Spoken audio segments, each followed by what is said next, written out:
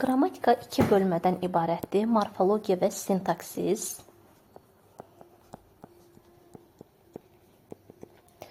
Bir də sintaksis.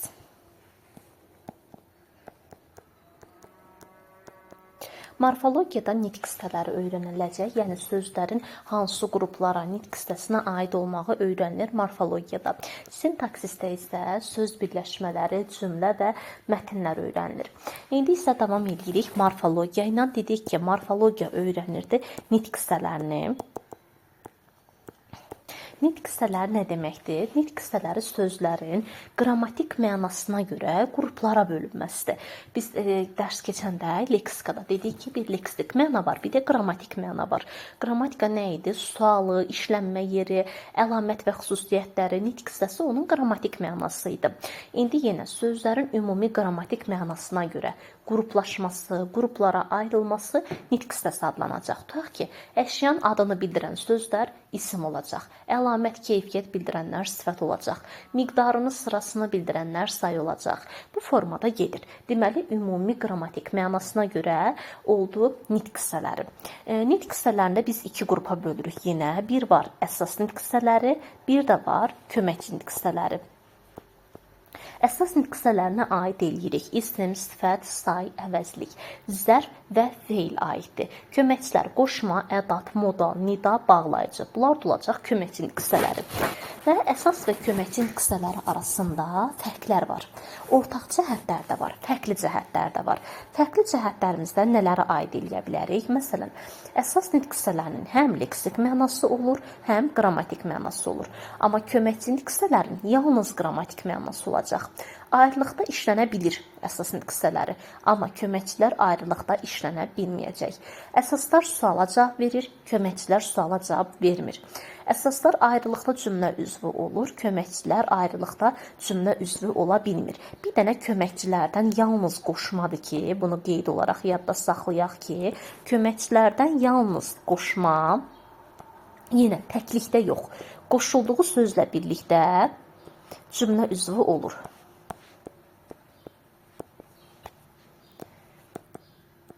Birlikdə cümlə üzvü olur. Bu bir dənə qoşmaya aiddir.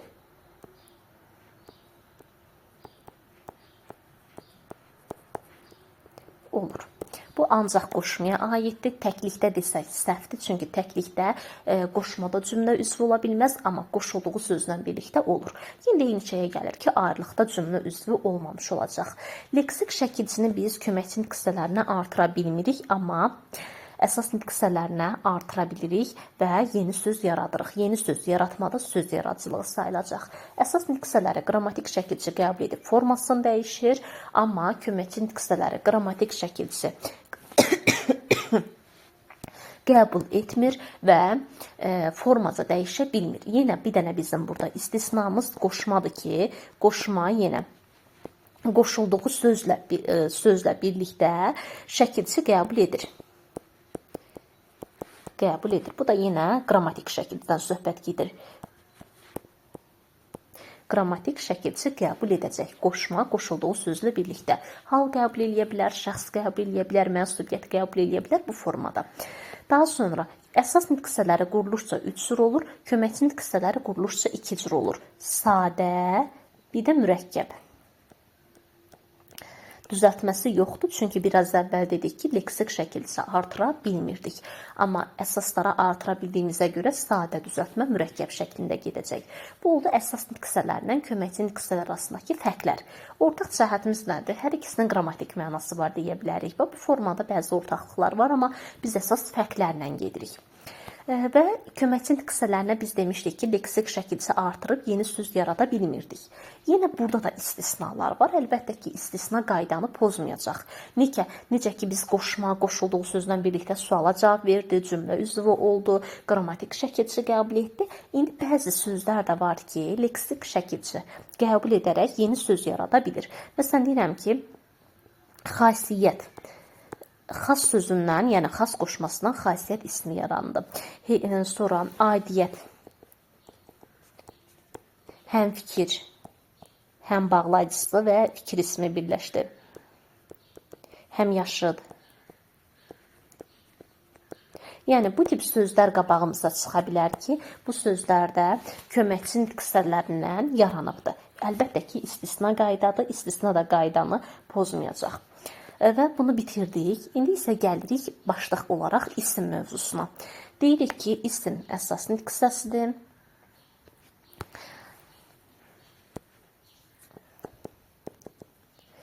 Əsaslardan danışarkən dedik ki, əsaslar suala cavab verdi, cümlə üzvü oldu, leksik şəkilçi qəbul edir, qrammatik qəbul edir. Bunların hamısı ismə aiddir. Deməli, isim birinci olaraq dedik ki, əsas nitq hissəsidir. İkinci olaraq həm leksik məna var, həm qrammatik məna, onu yazmıram, onsuz da bildik. Daha sonra isim əşyanın adını bildirəcək, ad bildirir isim. Və burada əşya deyəndə yadda saxlayaq ki, bildiyimiz tək cansız əşyalar nəzərdə tutulmur. Bütün varlıqlar, canlı, cansız, insan, heyvan, fərqi yoxdur. Mücərrəd varlıqlar nə varsa biz onu əşya kimi götürürük. Əşyanın adını bildirdi. Sualları kim, nə, bir də hara sualına cavab verdi. Daha sonra isimlərdə konkret və mücərrəd oldu. Bir də mücərrəd olur. Ümumi və xüsusi olur.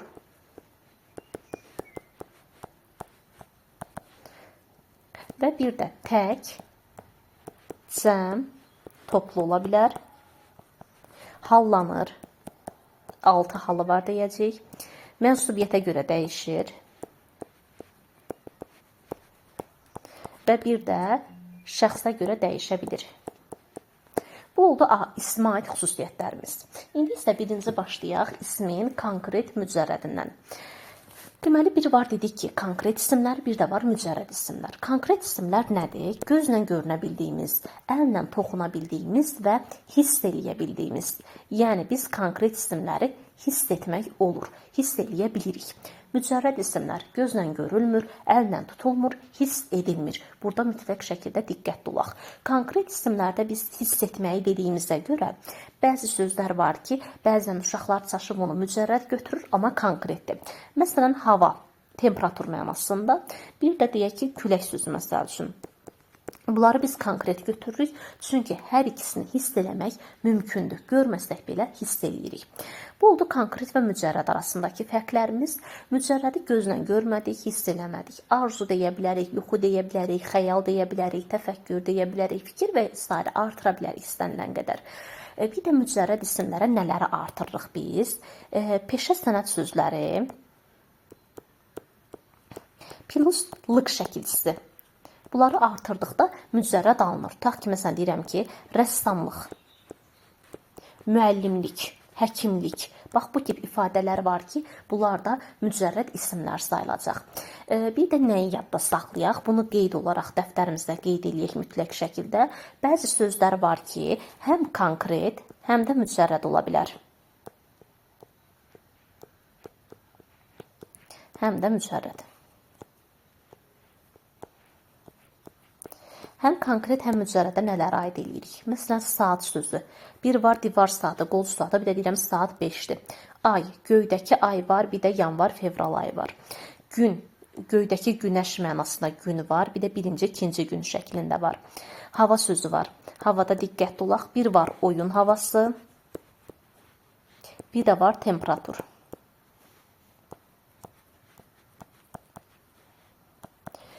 Sonra temperatur olanda konkretdir, oyun havası olanda mücərrəddir. Sonra analıq, ögey ana var, bir də analıq hiss vəzifə kimi var. Atalıq, bacılıq. Bu tip ifadələr var ki, biz bunları həm konkret, həm də mücərrəd götürə bilirik və bunlar amonim sayılacaq, yəni amonim söz kimi götürürük. Normalda demişik ki, vurğu dəyişməklə mənası dəyişənlər, yazılışa görə fərqlənən bu tiplər amonim deyildi. Amma həm konkret, həm mücərrəd kimi işlədə bildiklərimiz amonim olacaq. Bu oldu konkret və mücərrəd isimlərlə bağlı əsas qaydalarımız və dedik ki, bəzi sözlər var ki, mücərrədə oxşuyur. Testi çaşdırır ki, hə, mücərrəd ismi göstər. Düzəltmə olan mücərrəd ismi göstər. Burada isim sözünə diqqət eləyək. Ümumiyyətlə konkret mücərrəd anlayışı bir dənə isimə aiddir. Sifətdə, sayda, digərlərində konkret mücərrəd kimi anlayış yoxdur. Testlərin birində vermişdik ki, hansı variantda mücərrəd söz var. Mücərrəd söz deyib variantın birində kədərli sözünü vermişdi. Kədərli sözünü götürə bilmərik. Kədərli çünki sifətdir. Və ya başqa sözlər artıraq. Sevincli, qəmli və s. Çoxdur belə sözlərimiz. Yəni, sifətin konkret və mücərrədi olmaz. Ona görə bunlar nə konkret, nə mücərrəd sayılmayacaq. Sonra gəldik ümumi və ya xüsusi isimlərə. Ümumi isimlər nədir? Ümumi varlıqların adını bildirir. Xüsusi isimlər isə ümumi isimləri fərqləndirmək üçün verilən adlardır. Fərq yaratmaq üçün, fərqləndirmək üçün qoyduğumuz adlardır. Məsələn, şagird çoxdur, hər şagirdin özünə məxsus bir adı var. Deməli, onların adı xüsusi isim oldu. Rayonlar çoxdur, rayona fərqləndirmək üçün ad veririk. Tutaq ki, Tovuz və ya tutaq ki, Beyləqan artıra bilərik bunları. Çaylar çoxdur, ad veririk, Araz, Kür və s. Bu şəkildə ümumi isimlər ümumi bütün varlıqların adıdır, xüsusi isimlər isə ümumi varlıqları fərqləndirmək üçün verilən adlardır. Və nədə diqqətli olaq? Ümumi isimlər yalnız sözün əvvəlində böyük yazılır, yalnız əvvəldə.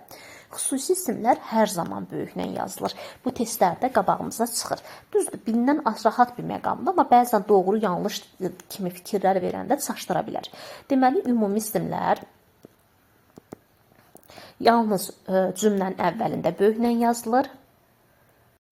Sonra gəldik tək, cəm, toplu isimlərə. Tək isimlərlə cəm isimlərin birinci fərqinə baxaq. Tək isimlər varlığı tək olandır.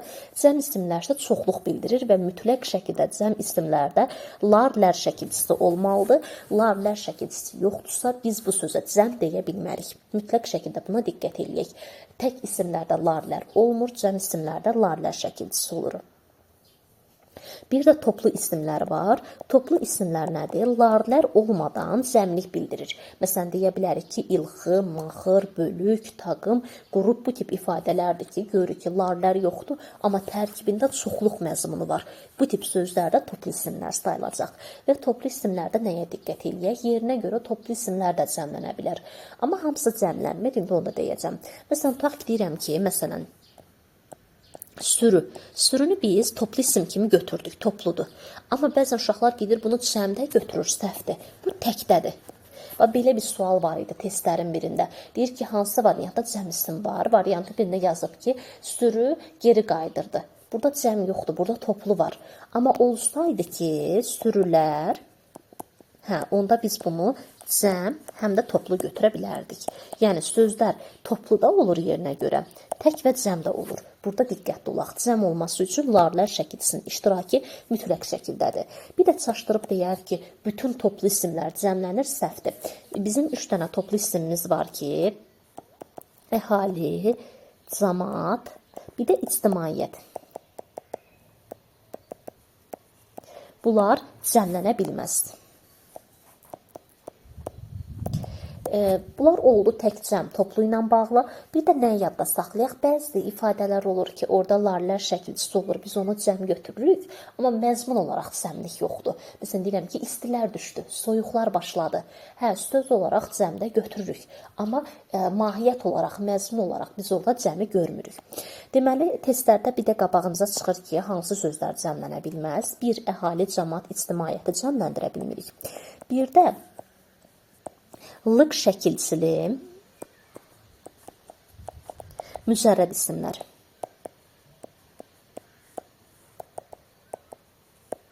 Cəmlənə bilməz. Burada nələrə aid eləyə bilərik? Tutaq ki, müəllimlik,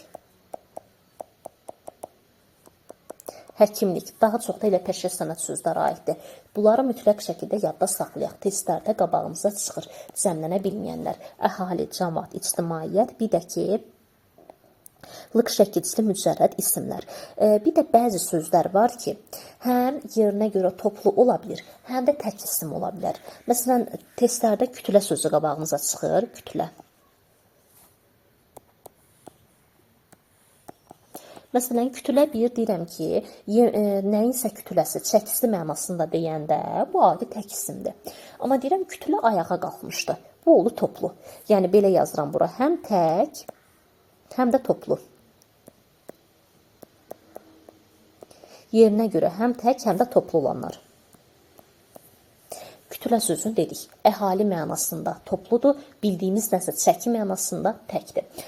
Sonra el sözünü götürə bilərik. El, yurd mənasında təkdir. Cəmaət, insanlar mənasında topludur. Bu iki dənəsinin mənasında mütləq şəkildə yaxşı yadda saxlayaq. Testlərdə qabağımıza çıxır. Bir sinif sözü də var idi. Sinif sözü də necə ola bilər? Bir deyirəm ki, sinif dağınıq idi, bu təkdir. Bir deyirik ki, sinif daha çox biologiyada istifadə edirik. Çox illər sinifi və ya xırdallar, paxlallar sinifi. Bax, bu tip siniflər var ki, biz onları toplu isim kimi götürürük. Deməli, kütlə, el, sinif sözünü yadda saxlayırıq ki, həm toplu oldu, həm də ki, tək isim kimi işlənə bilir yerinə görə, yalnız tək kimi. Düzdür, normalda biz biraz əvvəl də dedik ki, larlər yoxdursa tək olur. O ayrı məsələ. Sadəcə yerinə görə bunlar toplu da ola bildi, olmaya da bildi.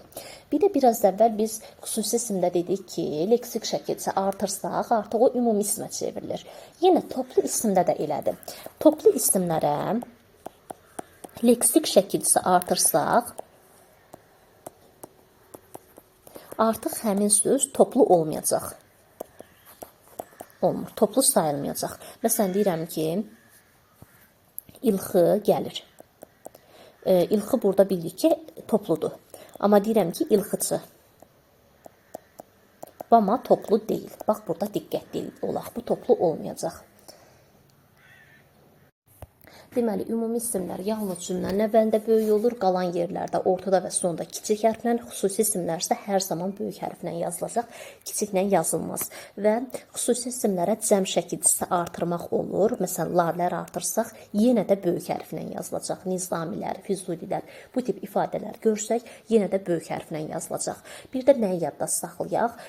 Ümumi isimlər xüsusi ismə keçə bilər. Məsələn, elə ümumi isimlərimiz var ki, xüsusi isim kimi işlənir. Tutaq ki, deyirəm arzu, ceyran, fərə və s. Bu tip sözlərimiz çoxdur. Ümumi isimlərdir və biz bunu xüsusi isim kimi, insan adı kimi istifadə eləyə bilirik. Eyni zamanda xüsusi isimlər də ümumi ismə keçə bilər. Bax, bu testlərdə qabağımıza çıxır. Tutaq ki, testlərin birində badamlı sözünü vermişdi. Badamlı suyun adı da xüsusi isimdir. Deyir ki, süfrəyə yeməklərlə yanaşı badamlı da qoyulmuşdu. Badamlı burada ümumi isim kimi veribdir, ümumiləşibdir. Amma normalda badamlı xüsusi isimdir və ya sirap da qoyulmuşdu deyə bilərik. Və ya artıra bilərik ki, Kalaşnikov silah adıdır, xüsusi isimdir. Amma biz mətn daxilində, cümlə daxilində bunu ümumi şəkildə keçirilmiş görə bilərik. Və bir də nəyə yadda saxlayaq? Sifətlər də və ya digər nitq hissələri də xüsusi isim kimi işlənə bilər. Məsəl üçün deyirəm ki, mehriban, coşqun. Bu tip ifadələr sifətdir, amma xüsusi isim kimi işlənə bilir. Amma nədə diqqətli olaq? Bax, testlərin birinə düşmüşdü, hətta güvəndə sınaq imtahanında var idi. Yazmışdı ki, hansı variantda həm ümumi isim, həm də xüsusi isim kimi işlənə bilən söz var. Variantın birində yazıb mehriban sözüdür, birində nadir sözüdür, birində coşqun sözüdür. Bax, bunlarda diqqətli olmalıyıq. Uşaqlar da çaşbaş qalır ki, hə, mehriban adi söz də var, insan adı da var. Coşqun eyni qayda, nadir eyni qaydada. Amma biz diqqət edirik ki, orada həm ümumi isim, həm xüsusi isim deyir. Bu tip sözlər bir sifət ola bilər, bir də xüsusi isim ola bilər. Ümumi isim ola bilməz. Ona görə bu tip ifadələrimizdə diqqətli olaq. Sözlər çoxdur. Əziz sözünü artıra bilərik. Məsələn, sevil sözü var. Feil ola bilər, bir də insan adı ola bilər. Yenə də biz bunu ümumi isim kimi götürə bilmirik. Yalnız xüsusi isim və ya yerinə görə sifət, feil, digər nitq hissəsi şəklində gedəcək. Bir də nəyi yadda saxlayaq? Xüsusi isimlərə leksik şəkildə artırdıqda bu xüsusi isim artıq ümumiyyət çevriləcək. Bərabər olur ümumi. Məsələn, deyirəm ki, Azərbaycan xüsusi isimdə l şəkilçisini artırıram. Azərbaycanlı. Bu artıq ümumi oldu. və ya Sabir xüsusi isimdir, Sabir şünas deyə bilərik. Ağdamlı deyə bilərik. Artırmaq mümkündür. İndi isə ismin quruluşu növlərinə baxaq. Deməli, ismin quruluşu 3 növünü keçirik biz. Sadə, düzəltmə, bir də mürəkkəb. Sadə isimlər ancaq qrammatik şəkilçisi və ya kökdən ibarətdir, leksik şəkilçisi olmur. Düzəltmə isimlərdə isə kök və ən azı bir dənə leksik şəkilçi mütləqdir. Bu kökün işarəsidir. Bu da leksik şəkilçinin işarəsidir. Deməli, düzəltmə sözlərdə ən azı bir dənə leksik şəkilçi olmalıdır. Bunu dəftərdə qeyd kimi yazıb yadda saxlayaq. Ən azı bir dənə leksik şəkilçi olmalıdır. 2 dənə də ola bilər, 3 dənə də ola bilər, fərqi yoxdur. Və eyni zamanda qrammatik şəkilçi də ola bilər. Deməli, qrammatik şəkilçi də ola bilər. Bunu yadda saxladıq düzəltmə ilə bağlı. İndi keçirik mürəkkəb isimlər. Mürəkkəb isimlər necə yaranır? 2 və daha artıq sözün məna və qrammatik cəhətdən birləşməsindən yaranır. Həm məna cəhətdən birləşir, həm də qrammatik cəhətdən.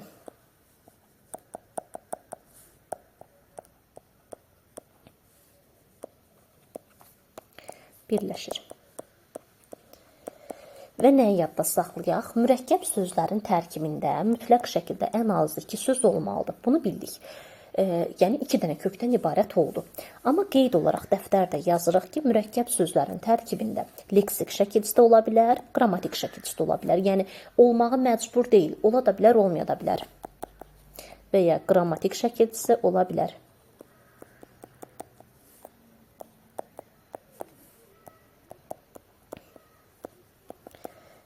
Həm leksik, həm də qrammatik şəkilçisi ola bilər. Məsələn, deyirik ki, qanuna uyğunluq tutaq ki.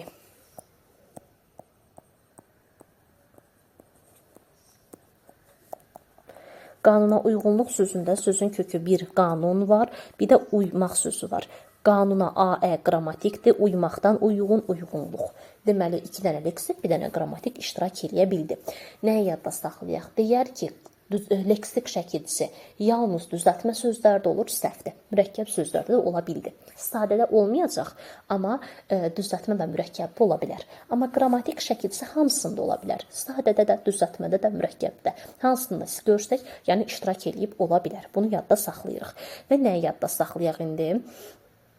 Düzəltmə isimlərin yaranma yollarına qayıdaq. Sadələri bildik, kök və qrammatik şəkilçisidir. Bir də onu deyək ki, düşər ki, isnad qrammatik şəkilçilər hansılardır desə, isnad qrammatik şəkilçisi hal, cəm, şəxs, mənsubiyyət 4 dənəsini götürürük.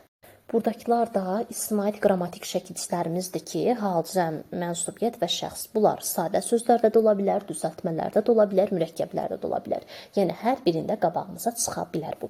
İndi keçirik düzəltmə sözlərin yaranma yolları. Düzəltmə sözlər 2 yolla yarana bilər. Bir, adlardan, bir də feillərdən. Adlar deyəndə nəyi yadda saxlayırıq? Feildən başqa digər əsaslar. İsim, sifət, say, əvəzlik, zərf. Bunlar olur adlardan.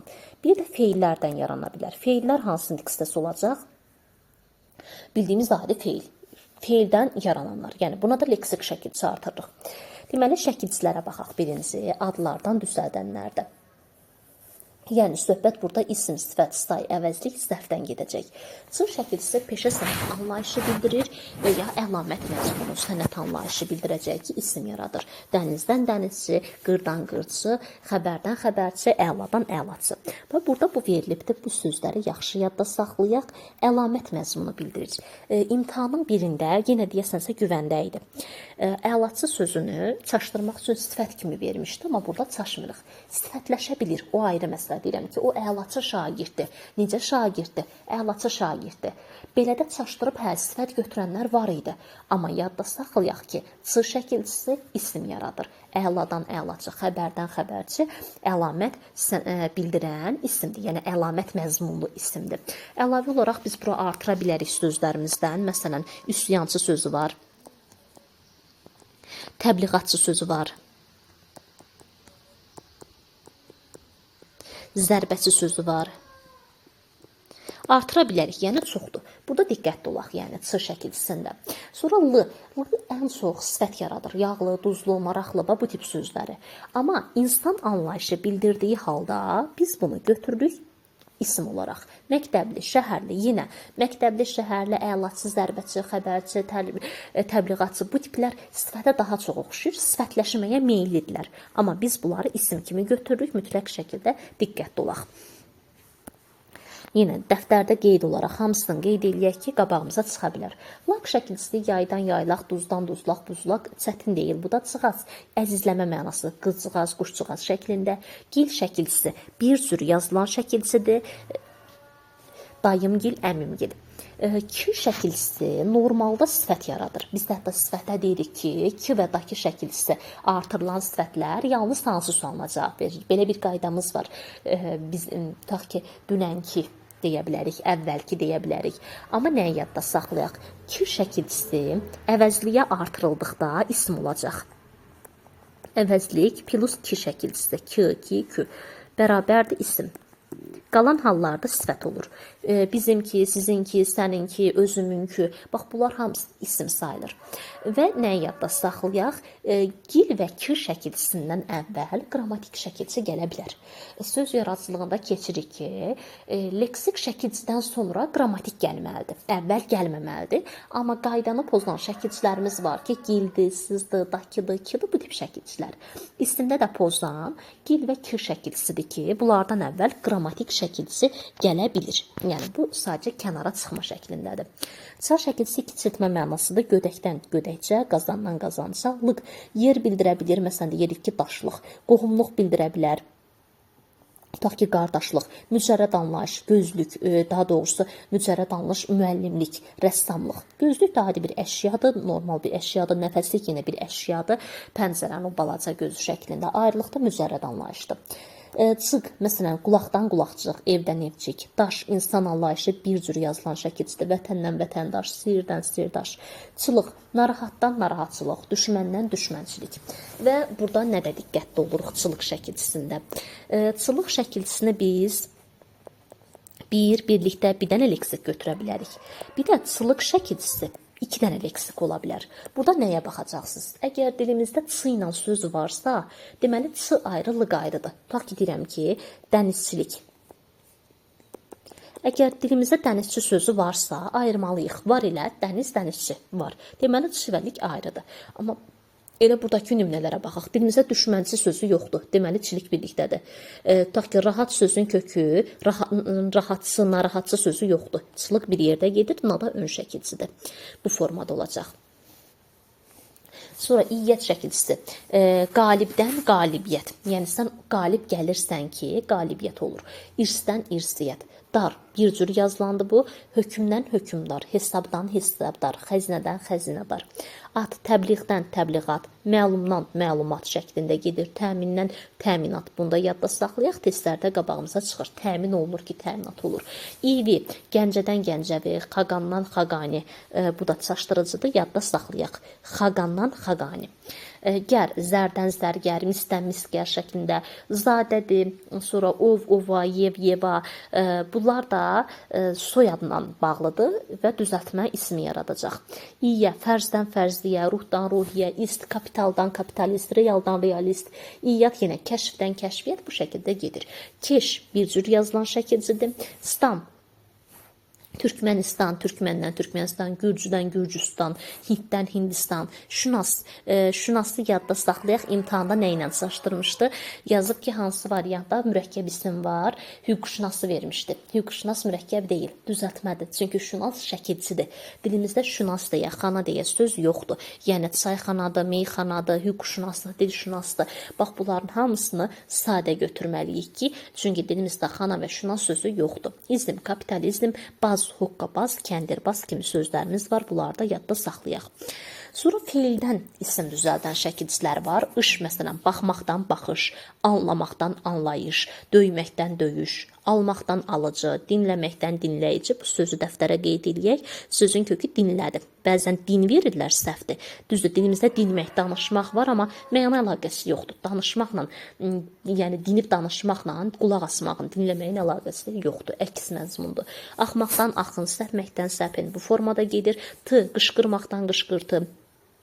Sonra qızartı sözün dəftərə qeyd edək. Sözün kökü elə qızardı, qız deyil. Çünki qızmaqdan qızarmaq yaranmaz, məna əlaqəsi ödəmir. Tutaq ki, otaq qızdırsa rəngi qızarmayacaq, su qızdırsa rəngi qızarmayacaq. Bunlara diqqət edək. Qazanmaqdan qazanc, tıxamaqdan tıxanc. Sevinç sözünü dəftərə yazırıq, sevinməkdən sevinç yaranır. Çünki sevməkdən sevinmək yaranmaz, məna əlaqəsi hər zaman ödəmir. Sonra ar-ər, açmaqdan açar, çapmaqdan çapar şəklində gedəcək, dayamaqdan dayaq, yamamaqdan yamaq. Yelləncək sözünü yenə dəftərə qeyd edirik. Yel, külək mənasındadır. Yellə yelləyirsən, yellədiyinə görə yellənir və yelləncək olur. Yaymaqdan yayım, geyməkdən geyim, qurmaqdan qurum şəklində, sevməkdən sevgi, duymaqdan duyğu, maca, tapırsan ki, tapmaca olur, atırsan ki, atmaca olur. Qaç, sayırsan ki, sayğac, süzürsən ki, süzgəc. Sonra qoşma, süzmə, bunlarda mamə leksik şəkilçidir. Mamə bir inkar var feildə. Bir də burada leksik şəkilçimiz var. Düşüncə sözünü yenə dəftərə qeyd edək. Sözün kökü düşündü. Əyləncə sözün kökü yenə əyləndi. Sancmaqdan sancı, çəkməkdən çəki, bunlar rahatdır. Gəlməkdən gəlir, qalxmaqdan qalxınc, yəni başa qalxırsan ki, qalxınc olur. Keçməkdən keçid olur. Yanmaqdan yanacaq, dayanacaq bu şəkildə gedir. Bacarıq, qoruq, bunlar rahatdır. Qazıntı, yağıntı, tikinti. Süpürgə, süpürürsən ki, bölürsən ki, bölgə. Sonra qın şəkilçisi də yenə daşır ki, daşqın. Anaq da döyürsən ki, döyənək olur. Bu sahə ilə bağlıdır. Boğur ki, boğanaq olur. Deyirik, boğunuq bir havada, deyirik, boğanaqdır. Biçirsən ki, biçənək olur. Bunları da yadda saxlayaq. Deməli, leksik şəkilçisi nədir? Sözün mənasını dəyişir. Yeni bir söz, yeni mənalı söz yaradırsa, biz buna deyirik ki, leksik şəkilçisi, yəni sözün mənasını dəyişibdir. Bu oldu deməli düzəltmələrlə bağlı. İndi isə keçək mürəkkəb isimlərlə bağlı. Mürəkkəb isimdə nəyə diqqət eləməliyik? Mürəkkəb isimlər dəftərə qeyd kimi yazaq ki, ayrı yazıla bilməz. Qeydimiz belədir ki, mürəkkəb isimlər ayrı yazıla bilməz. Ümumiyyətlə, bu qayda həm ismə aiddir, həm də sifətə aiddir. Ayrı yazılmanı biz burada görmürük. Mürəkkəb isimlər necə yazıla bilər? Bir, defislə yazıla bilər, bir də bitişik yazıla bilər. Bitişik və defislə yazılma qaydaları var. İndi isə baxaq, nə vaxt defis olacaq, nə vaxt bitişiyə. Bitişik belə yadda saxlayaq ki, 2 və daha artıq müxtəlif mənalı söz görsək bitişikdir. Yəni, tam fərqli bir mənadır.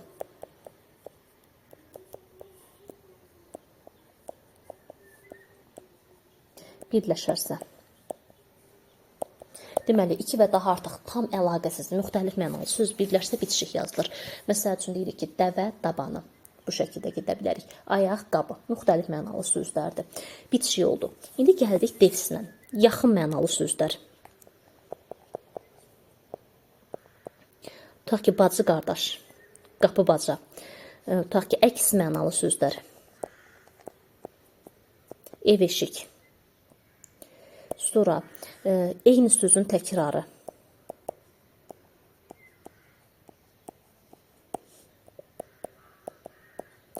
Məsələn, top-top, qodu-qodu deyə bilərik, aşıq-aşıq deyə bilərik, oyun adıdır. Bir tərəfə ayrılıqda işlənə bilməyən.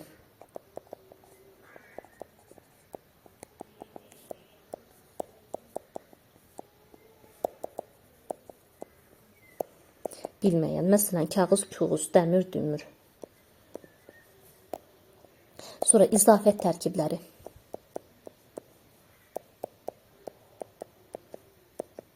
Məsələn, həddi buluq deyə bilərik.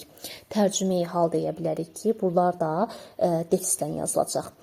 Bir də nəyi yadda saxlayaq?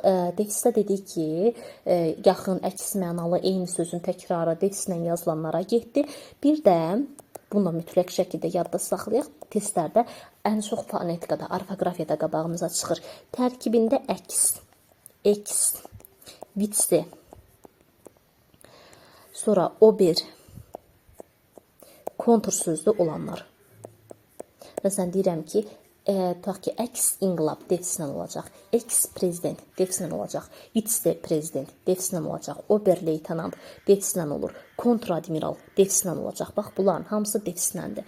İki müxtəlif mənalı sözlə birləşsə bitişik olacaq. Hə, bir də ha bitişdiricisi var ki, əgər a ilə ha-nı görsək, gəl ha gəl, tutaq ki, qaça qaç, bu tiplərdə bitişik yazılacaq.